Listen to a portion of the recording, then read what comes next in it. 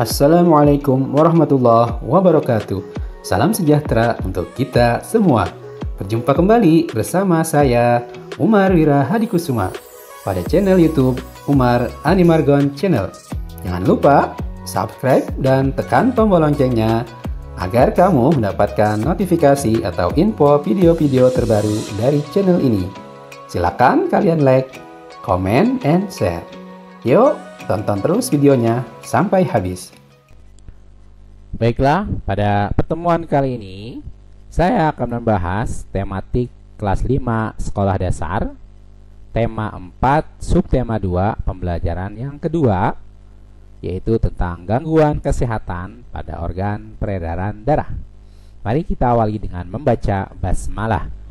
Bismillahirrahmanirrahim.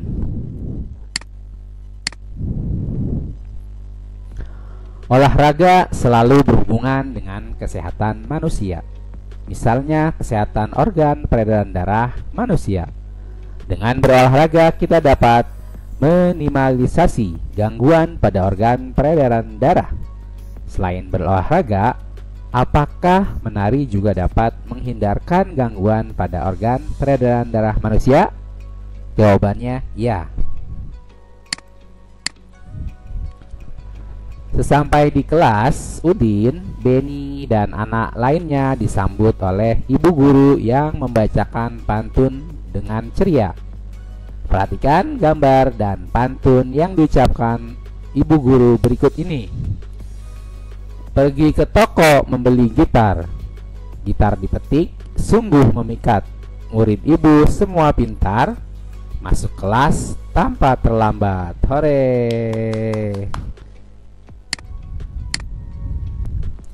Udin, Beni, dan semua anak kelas 5 bertepuk tangan tanda senang dengan pantun yang diucapkan ibu guru. Tidak lama kemudian, Beni membalas pantun ibu guru. Berikut pantun Beni. Dengarkan ya.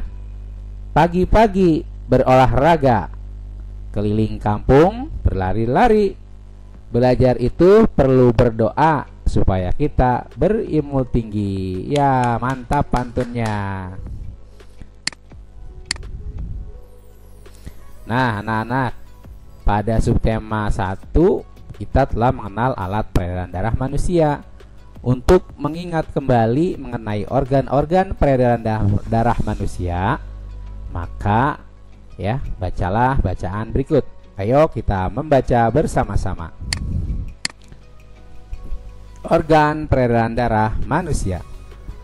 Organ peredaran darah pada manusia terdiri atas pembuluh darah dan jantung. Keduanya memiliki fungsi berbeda-beda. Namun, membahas kedua organ pembuluh darah itu saja tidaklah lengkap tanpa membahas tentang darah. Darah, pembuluh darah, dan jantung merupakan suatu komponen yang berperan penting dalam kehidupan manusia. Pertama, darah.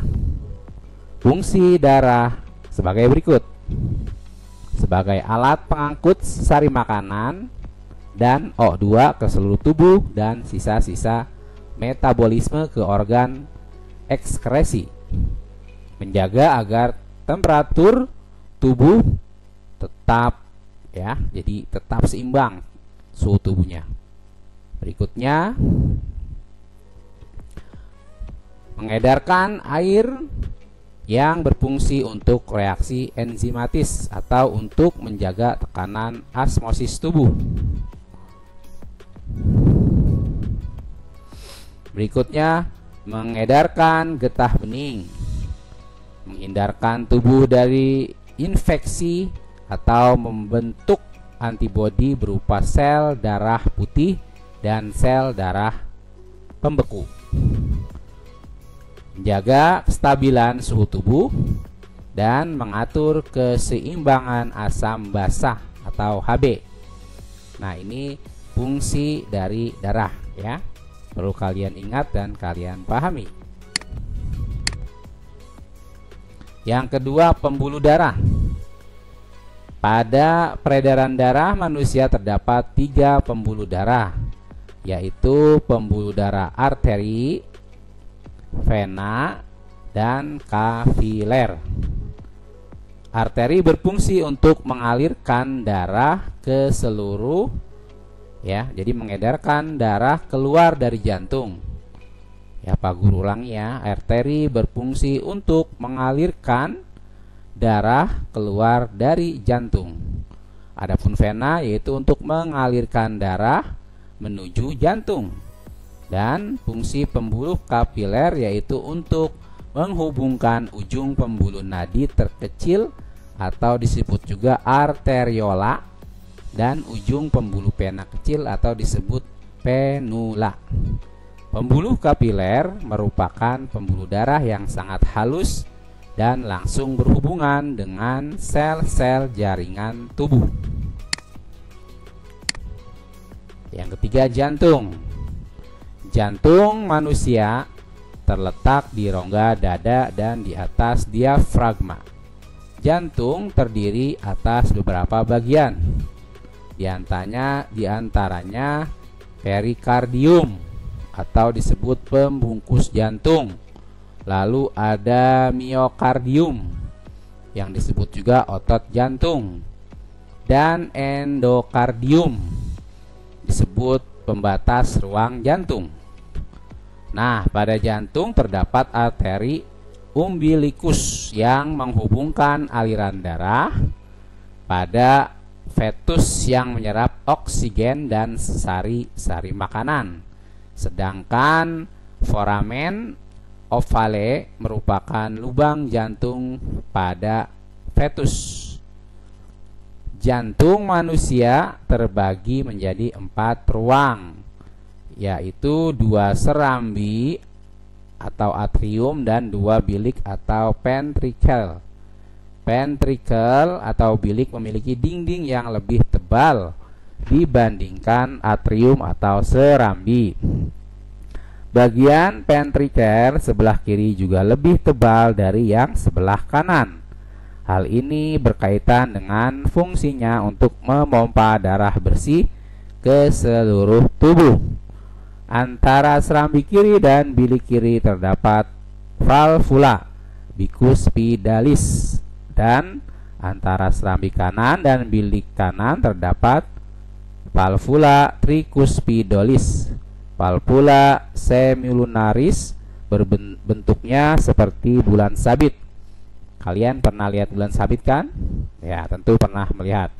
Terdapat pada klep jantung agar darah tetap mengalir searah.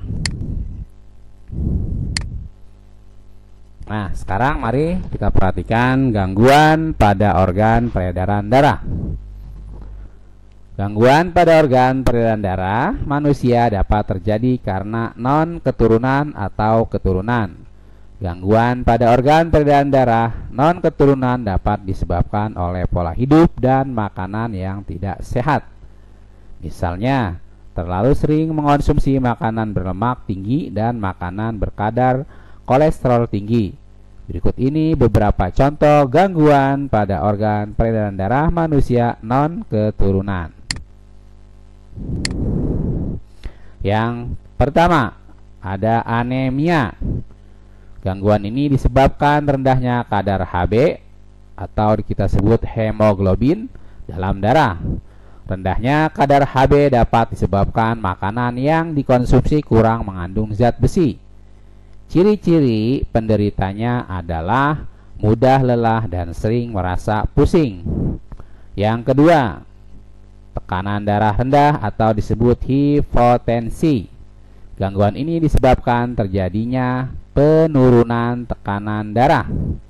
Yang ketiga, tekanan darah tinggi atau biasa disebut hipertensi. Gangguan ini disebabkan naiknya tekanan darah yang diantaranya diakibatkan oleh penyempitan pembuluh darah. Yang keempat, kanker darah atau leukemia, leukemia. Gangguan ini disebabkan oleh sel-sel darah putih yang memperbanyak diri tanpa terkendali, yang mengakibatkan sel darah putih ini memaksa sel darah merah. Ya, jadi kebanyakan sel darah putih. Jadi sel darah putihnya dapat memakan sel darah merah. Yang kelima, jantung koroner. Suatu gangguan jantung disebabkan oleh penumpukan lemak darah atau kolesterol pada arteri koronaria. Baik, kita lanjutkan ya. Berikut ini beberapa faktor gangguan peredaran darah karena faktor keturunan. Di antaranya sebagai berikut. Tadi yang Pak Guru sudah bacakan di atas, non keturunan. Nah, yang ini faktor keturunan. Yang pertama, hemofilia, yaitu gangguan yang disebabkan adanya kelainan yang menyebabkan darah sulit membeku jika terjadi luka. Jadi ketika luka tergores, darahnya tidak membeku, jadi tidak cepat berhenti, jadi keluar terus darahnya. Nah, ini disebut gangguan atau kelainan atau penyakit hemofilia. Yang kedua, talasemia. Nah, pada gangguan ini bentuk sel darah merahnya tidak beraturan. Hal ini menyebabkan daya ikat sel darah merah terhadap oksigen dan karbon dioksida menjadi berkurang. Nah, anak-anak, apa sih usaha kita atau upaya kita untuk mencegah terjadinya hal-hal di atas ya, gangguan tentang peredaran darah? Nah, di sini ada usaha dan upaya-upayanya ya. Di antaranya, pertama, kita harus makan makanan yang bergizi. Kedua, kita harus rajin olahraga yang teratur. Dan yang ketiga, kita harus cukup tidur dan istirahat ya. Jadi itu solusi atau upaya atau usaha kita untuk terhindar dari gangguan peredaran darah. Baik anak-anak, setelah pembahasan kalian bisa berlatih ya. Jadi untuk latihannya, pada pelajaran sebelumnya kalian sudah belajar pantun. Nah, sekarang kalian isi atau tulis apa ya yang dimaksud dengan pantun ya. Bisa kalian tanyakan kepada orang tua mengenai tentang pantun. Nah, kalian juga bisa dapat mencari tentang syair di internet ya, pantun atau syair di internet atau majalah. Nah, kalian tulis pengertian pantun dan syair pada kolom berikut ini ya. Yang berikutnya, tugas kalian adalah menyebutkan ciri-ciri pantun ya. Di sini ada 3 kotak, 1, 2, 3, 4. Kalian tuliskan ciri-ciri pantun di kotak pada 4 kotak ini.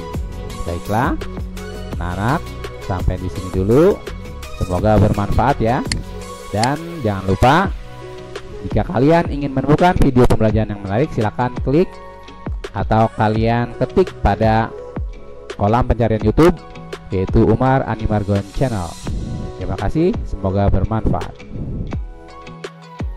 Demikian video pada kali ini. Saya ucapkan terima kasih yang sudah menyaksikan dan subscribe video ini. Kita berjumpa kembali pada video-video berikutnya di Umar Animargon Channel. Dan saya akhiri, wassalamualaikum warahmatullahi wabarakatuh.